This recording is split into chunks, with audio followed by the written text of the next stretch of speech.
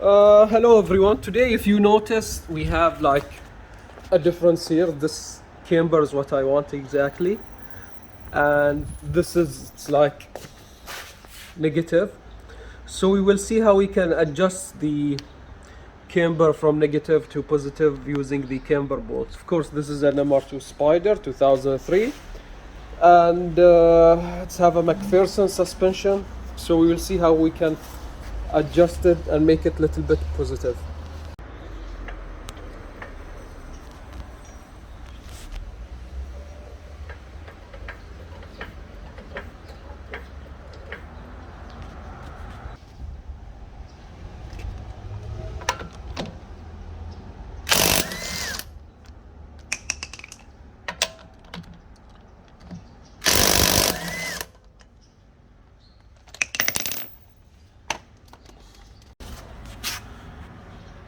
This is the camber bolt.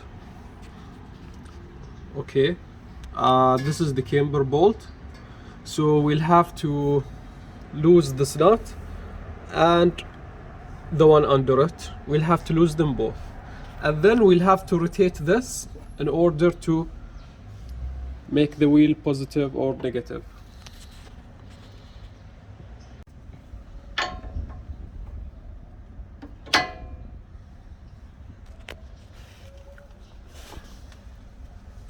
So we'll have to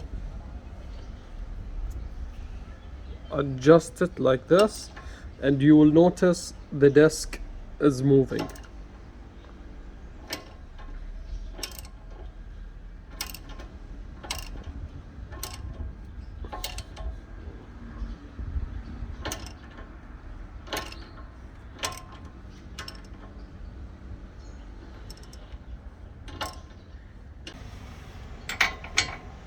Well, after you finish from your adjustment, make sure to lock those two bolts.